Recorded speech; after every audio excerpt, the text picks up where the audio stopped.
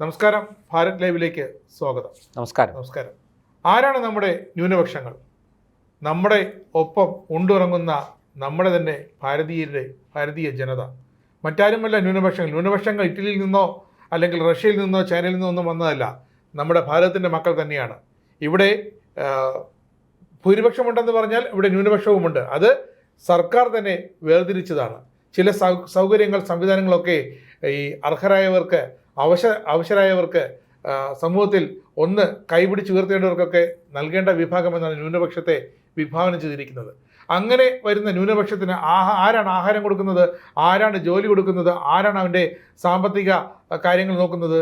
നമ്മുടെ ഭാരതം തന്നെയാണ്. ഭാരതം എന്ന് പറഞ്ഞാൽ നമ്മുടെ രാജ്യം തന്നെയാണ്. നമ്മുടെ രാജ്യത്തെ സർക്കാർ തന്നെയാണ്, കേന്ദ്ര സർക്കാർ തന്നെയാണ്. അല്ലെങ്കിൽ അവൻ താമസിക്കുന്ന ആ സംസ്ഥാനത്തെ സർക്കാർ തന്നെയാണ് അവൻ്റെ കാര്യങ്ങളൊക്കെ നോക്കേണ്ടത്. അല്ലാതെ വിദേശ രാജ്യങ്ങളല്ല, അമേരിക്കയല്ല, ചൈനയല്ല, യൂറോപ്പല്ല. എന്താണ് എയ്ഡ്സ് ജനറൽ സെക്രട്ടറി എംപിയുമായ KC വേണുഗോപാൽ വലിയ വായിൽ വിളിച്ചു പറയുന്നത്? ന്യൂനപക്ഷങ്ങൾക്ക് വേണ്ടി FCRA ഭേദഗതി കൊണ്ടുവരാൻ അനുവദിക്കില്ലെന്ന്. അപ്പോൾ KC വേണുഗോപാൽ ഇത്രയും കാലം എന്താണ് ധരിച്ചു വച്ചിരുന്നത്? ഈ ന്യൂനപക്ഷങ്ങൾക്ക് ചെല്ലും ചെലവും കൊടുത്തിരുന്നത് അമേരിക്കയും യൂറോപ്പും ഒക്കെ ആയിരുന്നു. അങ്ങനെയാണെങ്കിൽ KC വേണുഗോപാൽ ഇതിലൊരു വ്യക്തത വരുത്തണം. ആരാണ് ഇത്രയും കാലം രാജ്യത്തെ ന്യൂനപക്ഷങ്ങളെ പരിരക്ഷിച്ച് കൊണ്ടുവരുന്നതെന്ന്. അല്ലേ പ്രശാന്തേ? ശരിക്കും അങ്ങനെ ഒരു ധാരണ ഉണ്ടാക്കിയെടുക്കാൻ ന്യൂനപക്ഷങ്ങൾക്ക് വേണ്ടി എന്ന് പറയണ്ട. ഞങ്ങൾ കോൺഗ്രസിന് വേണ്ടി FCRA ഭേദഗതി കൊണ്ടുവരാൻ സമ്മതിക്കില്ല, ഞങ്ങൾ പ്രതിപക്ഷം അനുവദിക്കില്ല എന്ന് പറഞ്ഞാൽ മതി. ന്യൂനപക്ഷങ്ങൾക്ക് എന്ത് അവിച്ചു കൊടുക്കാനാണ് ഈ FCRA ഭേദഗതി കൊണ്ടുവന്നാൽ? ഇവരെന്താണ് ഈ പറയുന്നത്? അതായത് ഞാനിന്ന് രാവിലെ നമ്മുടെ സോഷ്യൽ മീഡിയയിലടക്കം കണ്ട ഒരു വാർത്തയുടെ ഭാഗമാണ്. അതായത് KC വേണുഗോപാൽ ചാനലുകൾക്ക് ബൈറ്റ് കൊടുക്കുന്നു, അദ്ദേഹം മാധ്യമങ്ങളോട് പ്രതികരിക്കുന്നു. FCRA അമെൻമെൻറ്റ് ബില്ല് ഇപ്പോൾ കൊണ്ടുവരുന്ന 2026, ശരിക്കും അതിൻ്റെ പേര് അഡ്മിനിസ്ട്രേറ്റീവ് ആൻഡ് അസറ്റ് റീഫോംസ് ആണ് അതിനകത്ത് പ്രധാനമായിട്ട് ഉദ്ദേശിക്കുന്നത്. അത് ന്യൂനപക്ഷങ്ങൾക്ക് എതിരാണ്. അതുകൊണ്ട് ആ ബില്ല് അവതരിപ്പിക്കാൻ ഞങ്ങൾ അനുവദിക്കില്ല എന്നാണ് പറയുന്നത്. എന്ത് ജനാധിപത്യ മര്യാദയാണ് ഇക്കാര്യത്തിലുള്ളത്? ഇനി അത് ന്യൂനപക്ഷങ്ങൾക്കെതിരാണെന്ന് തന്നെ ഇരിക്കട്ടെ, അത് സഭയിൽ വന്ന് സഭയുടെ ഫ്ലോറിൽ വന്നത് ചർച്ച ചെയ്യുമ്പോഴല്ലേ അതിലെ കല്ലും നെല്ലും തിരിയുന്നത്? അതിനകത്ത് എന്തൊക്കെ ന്യൂനപക്ഷ വിരുദ്ധമായ കാര്യങ്ങളുണ്ട് എന്നുള്ളത് ബില്ല് അവതരിപ്പിച്ച് കഴിയുമ്പോഴല്ലേ നമുക്ക് അറിയാൻ കഴിയുള്ളൂ. 47-ൽ ഇന്ത്യയെ രണ്ടായി വെട്ടിമുറിച്ച് പാകിസ്ഥാനും ഭാരതമാക്കിയപ്പോൾ അന്ന് ശരിക്കും രണ്ടായിട്ടല്ല, മൂന്നായിട്ടാണ് വെട്ടിമുറിച്ച കേട്ടോ. ഈസ്റ്റ് പാകിസ്ഥാനും വെസ്റ്റ് പാകിസ്ഥാനും ബംഗ്ലാദേശായി മാറി. അതെ അതെ. അങ്ങനെ വിഭജിച്ചപ്പോൾ അന്ന് ഗാന്ധിജിയും ജവഹർലാൽ നെഹ്റുവും ഒക്കെ പറഞ്ഞിരുന്നു, ഇതേപോലെ വിദേശത്ത് നിന്നും പണം കൊണ്ടുവന്ന് വേണം രാജ്യത്തെ ആവശ്യമായ. അത് തന്നെ ഒരു നാണക്കേടാണ് സത്യത്തിൽ. വിദേശത്തുനിന്ന് വരുന്ന പണം കൊണ്ട് ഇവിടെ ദാരിദ്ര്യ നിർമ്മാർജ്ജനം നടക്കുന്നു, ഇവിടെ ഈ പറയുന്നതുപോലെ അവശ്യ ജനവിഭാഗങ്ങളെ സംരക്ഷിക്കാൻ വേണ്ടിയിട്ട് ഈ വിദേശ പണം ഉപയോഗിക്കുന്നു എന്നൊക്കെ പറഞ്ഞ പിന്നെ ഇവിടെ എന്തിനാണ് ഒരു സർക്കാർ? ആഫ്രിക്കൻ സൊമാലിയൊക്കെ മനസ്സിലാക്കാം. അതെ, പട്ടണി പാവങ്ങളായ രാജ്യങ്ങൾ. അതെ അതെ. അല്ല, അവിടെ പറയുന്നത് പോലെ ഒരു സുസ്ഥിരമായ ഗവൺമെന്റ് പോലും ഇല്ല. അതൊക്കെയാണ് അവിടുത്തെ വിഷയം. അവർക്ക് സാമ്പത്തിക സഹായം വേണം. ഇവിടെ 145 കോടി 146 കോടി മനുഷ്യരുള്ള, വിഭവശേഷിയുള്ള, എന്താ പറയുക, ഏറ്റവും വലിയ സമ്പദ് വ്യവസ്ഥയായിട്ട് കുതിച്ചുയർന്നുകൊണ്ടിരിക്കുന്ന ഒരു രാഷ്ട്രം പറയുകയാണ് അമേരിക്കയിൽ നിന്ന് പണം വന്നാലേ നമുക്കിവിടെ കാര്യങ്ങൾ നടക്കുകയുള്ളൂ എന്ന് പറയുന്നത് നിൽക്കുന്നത്. ഇത് അത് അല്ല, കോൺഗ്രസ് ഇതിനകത്ത് എന്തുകൊണ്ടാണ് ഇത് ചെയ്യുന്നതെന്ന് നമ്മൾ ഒന്ന് വിശകലനം ചെയ്യാം, നമുക്കൊന്ന് പരിശോധിച്ച് നോക്കാം. ശരിക്കും ഈ ബില്ലിൻ്റെ ഒറിജിൻ എന്ന് പറയുന്നത് 1976-ലാണ്. അടിയന്തരാവസ്ഥ കാലത്ത് ഇന്ദിരാഗാന്ധിയാണ് ഇതിനെക്കുറിച്ച് ആദ്യം ഇന്ദിരാഗാന്ധിക്ക് ഒരു തോന്നലുണ്ടാവുകയും ഇന്ദിരാഗാന്ധി അത് പിന്നെ ഈ പറഞ്ഞതുപോലെ ഒരു ബില്ല് കൊണ്ടുവരാൻ ശ്രമിക്കുകയൊക്കെ ചെയ്തത് 76-ലാണ്. ഞാൻ ഒരുപാട് ചരിത്രത്തിലേക്ക് പോകുന്നില്ല. 84-ൽ അത് കുറച്ചുകൂടെ ഒന്ന് വിപുലപ്പെടുത്തി കുറേ കാര്യങ്ങളൊക്കെ അതിനകത്ത് ആഡ് ചെയ്തു. പിന്നീട് 2010-ലാണ് ആ ബില്ലിൽ കൈവയ്ക്കുന്നത്. അത് ഡോക്ടർ മൻമോഹൻ സിംഗ് പ്രധാനമന്ത്രിയായിരിക്കുന്ന കാലത്താണ്. അന്ന് കോൺഗ്രസ് അതിനകത്ത് ഒരുപാട് മാറ്റങ്ങൾ കൊണ്ടുവന്നു. ഈ വിദേശ പണം കൊണ്ടുവരുന്നതിൽ നിയന്ത്രണം ഏർപ്പെടുത്തുക. അതിന് പ്രധാനപ്പെട്ട കാരണം എന്താണെന്ന് നമുക്കറിയാം. കൂടംകുളം സമരമാണ്. കൂടംകുളം ആണവ വൈദ്യുത നിലയത്തിനെതിരെ ഒരു വലിയ സമരം ആരംഭിക്കുകയും ആ സമരത്തിന് വിദേശ ഫണ്ട് വരികയും ചെയ്തു എന്നുള്ളത് കോൺഗ്രസ് തന്നെ പല ആവർത്തി പാർലമെൻറ്റിലടക്കം ഇതിനെക്കുറിച്ച് ചർച്ചകൾ നടക്കുകയും പിന്നെ ഇതൊക്കെ ഉന്നയിക്കുകയും ചെയ്തതാണ്, ഈ പരാതികളൊക്കെ ഉന്നയിക്കുകയും ചെയ്തതാണ്. ഇരിക്കട്ടെ, ആ 2010 ഇത് ഒരു മൊത്തത്തിലൊരു ഉടച്ചു വാർക്കൽ അതിനകത്ത് സംഭവിച്ചു. നമുക്കതൊന്നും സത്യത്തിൽ ഇപ്പോൾ ആവശ്യമില്ല, കാരണം അതൊക്കെ കഴിഞ്ഞു പോയ കാര്യങ്ങളാണ്. മാത്രമല്ല അതൊക്കെ നമ്മുടെ നാട്ടിൽ നിയമമാവുകയും ചെയ്തു. പിന്നീട് 2015 നരേന്ദ്രമോദി സർക്കാർ വന്ന് 1 വർഷം കഴിഞ്ഞപ്പോൾ അത് കുറെ കൂടെ സ്ട്രിക്റ്റ് ആക്കി. എന്താ? ബാങ്കിങ് നോംസ് സ്ട്രിക്റ്റ് ആക്കി. ബാങ്ക് നടപടികൾ, ഇതുമായി ബന്ധപ്പെട്ടുള്ള ബാങ്ക് നടപടികൾ, ഇത് പണം വരുന്നത് ബാങ്ക് വഴിയാണ്, അല്ലാതെ അവിടെ നിന്ന് ഇങ്ങനെ നോട്ട് അച്ചടിച്ച് മറ്റേ കാർട്ടണുകൾ ആക്കി കൊണ്ടുവരികയല്ല ചെയ്യുന്നത്. പകരം പിന്നെ ബാങ്ക് അക്കൗണ്ട് വഴി ഈ പണം ഇങ്ങോട്ടേക്ക് വരികയാണ്. അപ്പോൾ അതിൻ്റെ നോംസ് ഒക്കെ സ്ട്രിക്റ്റ് ചെയ്തു, കർശനമാക്കി കേന്ദ്ര സർക്കാർ. പിന്നീട് 2020 വീണ്ടും ഒരു ഇടപെടൽ നടത്തുന്നു. ഇതിൻ്റെ നിയന്ത്രണം സെൻട്രലൈസ്ഡ്, ഒരു കേന്ദ്രീകൃത നിയന്ത്രണം ഇതിൽ കൊണ്ടുവന്നു. ഡൽഹി സെൻട്രൽ ബാങ്ക്, അതായത് ഡൽഹി SBIയുടെ ഡൽഹി ബ്രാഞ്ച് വഴി മാത്രമേ, സെൻട്രൽ ബ്രാഞ്ച് വഴി മാത്രമേ ഈ പണം നമുക്ക് കൊണ്ടുവരാൻ കഴിയുള്ളൂ, അക്കൗണ്ട് അവിടെ ഓപ്പൺ ചെയ്യാൻ പറ്റുള്ളൂ. അങ്ങനെ ഒരുപാട് അതിനെ സംബന്ധിക്കുന്ന ഒരുപാട് നിയന്ത്രണങ്ങൾ ഈ കാര്യത്തിൽ ഏർപ്പെടുത്തി. അതിനുശേഷം അതിന് കാരണം CAA അമെൻമെൻറ്റ് ബില്ലിന് എതിരെ നടന്ന സമരമാണ്. അപ്പോൾ കേന്ദ്ര സർക്കാരിന് കുറേ കൂടി വ്യക്തമായിട്ട് തെളിവുകൾ കിട്ടി. ഈ സമരത്തിനൊക്കെ ഫണ്ട് വരുന്നുണ്ട്, ഈ രാജ്യത്ത് വിധ്വംസക പ്രവർത്തനങ്ങൾ, ഇത് വെറുതെ പറഞ്ഞാൽ പോരല്ലോ. നമ്മൾ ചുമ്മാ ഇരുന്ന് ഒരു ദിവസം നേരം വെളുത്ത് രാവിലെ എഴുന്നേറ്റ് പൊടിയും തട്ടി ഈ വിധ്വംസക പ്രവർത്തനങ്ങൾക്ക് വിദേശ പണം വരുന്നുണ്ട് എന്നിങ്ങനെ കൂവി വിളിച്ചാൽ മാത്രം പോരല്ലോ, ഇതിനൊക്കെ തെളിവ് വേണം. മാത്രമല്ല വരുന്ന പണം, ചാരിറ്റിക്കെന്ന് പറഞ്ഞ് വരുന്ന പണം എങ്ങനെ കൃത്യമായിട്ട് ഇതിനൊക്കെ വിനിയോഗിക്കുന്നു, ഇതൊക്കെ കണ്ടുപിടിക്കണം. ഇതൊക്കെ അന്വേഷണത്തിലൂടെ കണ്ടെത്താൻ കഴിയുള്ളൂ. എന്തായാലും കേന്ദ്ര സർക്കാർ അതൊക്കെ അതിനെ സംബന്ധിക്കുന്നു. 2010 മുതൽ, ഡോക്ടർ മൻമോഹൻ സിംഗിൻ്റെ കാലത്ത് മുതൽ ഈ കാര്യങ്ങളിൽ സർക്കാരിന് കൃത്യമായൊരു തിരിച്ചറിവുണ്ട്. അതുകൊണ്ട് തന്നെയാണ് മൻമോഹൻ സിംഗിൻ്റെ കാലത്തും നിയമം കൊണ്ടുവന്നത്, മോദിയുടെ കാലത്ത് അത് കുറെ കൂടെ ശക്തിപ്പെടുത്തിയത്, അതിൻ്റെ പഴുതുകൾ അടയ്ക്കാനുള്ള ശ്രമങ്ങൾ നടന്നത് ഒക്കെ. അങ്ങനെ 2020 ഈ ഒരു കേന്ദ്രീകൃത നിയന്ത്രണം ഇക്കാര്യത്തിൽ കൊണ്ടുവരികയും നിയമം വളരെ കർക്കശമാക്കുകയും ചെയ്തു. അതിനുശേഷമാണ് അതായത് വിദേശത്തുനിന്ന് പണം വരുന്നതിനെ നമ്മൾ തടഞ്ഞിട്ടില്ല. വരുന്നെങ്കിൽ ഇങ്ങനെ ഇന്ന മാർഗങ്ങളിലൂടെ ഇന്ന കാര്യങ്ങൾക്കായിട്ട് ഒക്കെ പണം വരുത്താവൂ, അല്ലെങ്കിൽ ആ പണം ഇവിടെ കൊടുക്കാവൂ എന്നൊക്കെ ഉള്ളത് എല്ലാം ക്ലിയർ ചെയ്തു. ഇപ്പോൾ 26 വന്നപ്പോൾ അതിൻ്റെ അഡ്മിനിസ്ട്രേറ്റീവ് ആൻഡ് അസറ്റ് റിഫോംസ്, അതായത് ഈ വരുന്ന പണം ഇവിടെ എങ്ങനെ ചെലവഴിക്കുന്നു, ഇവിടെ ഏത് NGOയ്ക്കാണോ പണം വരുന്നത് ആ NGOയുടെ എല്ലാ കാര്യങ്ങളും പരിശോധന വിധേയമാക്കും. അതിൻ്റെ അസറ്റുകൾ, അതിൻ്റെ സ്ഥാവര ജംഗമ വസ്തുക്കളൊക്കെ കൃത്യമായിട്ടും അക്കൗണ്ടബിൾ ആക്കും എന്ന് അങ്ങനൊരു റിഫോംസ് ആണിപ്പോൾ വരുന്നത്. മുമ്പ് ഈ NGOകൾക്ക് അവരുടെ പ്രവർത്തന ചെലവിന് വേണ്ടി 50% വരെ ഈ വരുന്ന ഫണ്ട് ഉപയോഗിക്കാം. ഇപ്പോഴത് 20% മാത്രമല്ല അതിനകത്തൊക്കെ ഒരുപാട് എന്താ പറയുക, ക്ലോസുകൾ കർശനമാക്കിയിട്ടുണ്ട്. അതായത് ഇപ്പോൾ വിദ്യാഭ്യാസ മേഖലയിലെ കുട്ടികൾക്ക് പോഷകാഹാരം കൊടുക്കാനാണ് ഒരു NGO ഫണ്ട് വാങ്ങുന്നെങ്കിൽ ആ പോഷകാഹാരം വാങ്ങി കൊടുക്കാൻ മാത്രമേ ഫണ്ട് ഉപയോഗിക്കാവൂ. അതെടുത്ത് വേറെ ഒന്നും, ഇതെല്ലാം 6 മാസത്തിനകം ഓഡിറ്റ് ചെയ്ത് കൃത്യമായി കണക്കുകൾ ഹാജരാക്കണം. ചെലവഴിച്ചിരിക്കുന്നതിൻ്റെ പൈസ ഒരു എന്താ പറയണ്ടേ, വളരെ കൃത്യമായി രേഖാമൂലം അതവിടെ ഹാജരാക്കുകയും വേണം. ഇതൊക്കെയാണ് അങ്ങനെ. അതുമാത്രമല്ല, ഞാൻ പറഞ്ഞല്ലോ ക്ലോസുകൾ കുറേ കർക്കശമാക്കി എന്നുള്ളത്.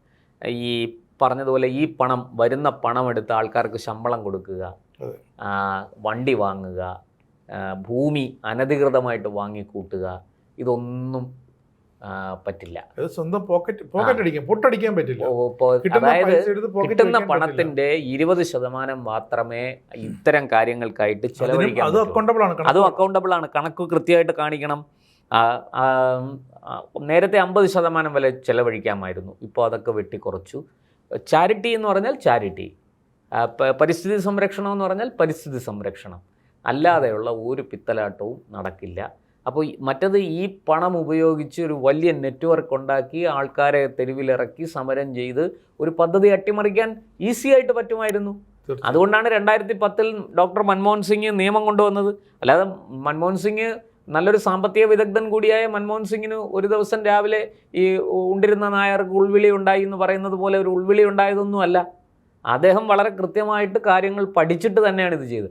ആ കോൺഗ്രസ് പാരമ്പര്യത്തിൽ നിന്നാണ് ഇന്ന് ഈ KC വേണുഗോപാലും രാഹുലും ഒക്കെ ഇത്ര അകന്നു പോയിരിക്കുന്നത്. ഇവർക്ക് എന്ത് സംഭവിച്ചാലും വേണ്ടില്ല, രാജ്യത്തിന് എന്ത് സംഭവിച്ചാലും വേണ്ടില്ല, മോദിയെ താഴെ ഇറക്കണം. അതിന് ഇതൊക്കെ ചട്ടുകങ്ങളാക്കുകയാണ്, ഇതിനെല്ലാം ടൂൾ കിറ്റുകളാക്കുകയാണ്. ഇവിടെ ഒന്ന് ആലോചിക്കേണ്ടത്, KC വേണുഗോപാൽ പറയുകയാണ് ഇത് ന്യൂനപക്ഷ വിരുദ്ധമാണ്. ഇതെങ്ങനെ ന്യൂനപക്ഷ വിരുദ്ധമാണ് ഒന്ന് പറഞ്ഞു തരും.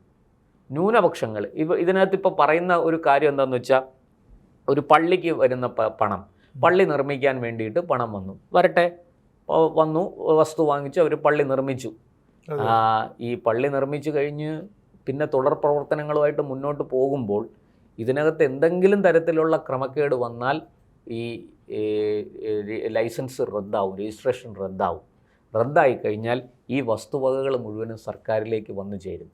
സർക്കാരിലേക്ക് നേരിട്ടല്ല വന്നു ചേരുന്നത്, സർക്കാർ ഇതിനൊരു ഒരു ട്രൈബ്യൂണൽ പോലൊരു സംവിധാനം ഉണ്ടാക്കിയിട്ടുണ്ട്. നമ്മൾ വഖഫ് ബോർഡ് എന്നൊക്കെ പറയുന്നത് പോലെ ഒരു സംവിധാനം, വഖഫ് ബോർഡല്ല, അങ്ങനെ ഒരു സംവിധാനമുണ്ട് സർക്കാരിൻ്റെ നിയന്ത്രണത്തിൽ. കാരണം ഇത് എല്ലാ മതവിഭാഗങ്ങൾക്കും, എല്ലാ NGOകൾക്കും, മതമില്ലാത്തവർക്കും ഉള്ളവർക്കും ഒക്കെ ഇത് ബാധകമാണ്. അപ്പോൾ അങ്ങനെ വന്നു കഴിയുമ്പോൾ അവിടെ ഇപ്പോൾ അതൊരു ക്രിസ്ത്യൻ പള്ളിയാണെന്നിരിക്കട്ടെ, ആ ക്രിസ്ത്യൻ പള്ളിയെ അങ്ങനെ തന്നെ നിലനിർത്തും. അവിടുത്തെ മതവിശ്വാസവുമായി ബന്ധപ്പെട്ട ഒരു കാര്യത്തിലും സർക്കാർ ഇടപെടില്ല. പക്ഷേ അവിടെ വന്നിരിക്കുന്ന പണത്തിൻ്റെയും അവരുണ്ടാക്കിയെടുത്ത അസറ്റിൻ്റെയും കാര്യങ്ങളിൽ ഈ ബോർഡ് അല്ലെങ്കിൽ ഈ ഭരണസമിതി കൃത്യമായിട്ട് ഇടപെടും. ഒരു വിധത്തിലും അക്കാര്യത്തിൽ ഒരു മാൽ പ്രാക്ടീസ് നടക്കില്ല. അപ്പോൾ ഇതുവരെ ഉണ്ടാക്കി വെച്ചതെല്ലാം പോയി. എൻ്റെ ഒരു സംശയം, ഇപ്പം കേരളത്തിൽ ഒരു പള്ളി, ഒരു സ്ഥലത്തൊരു പള്ളി പണിയണം.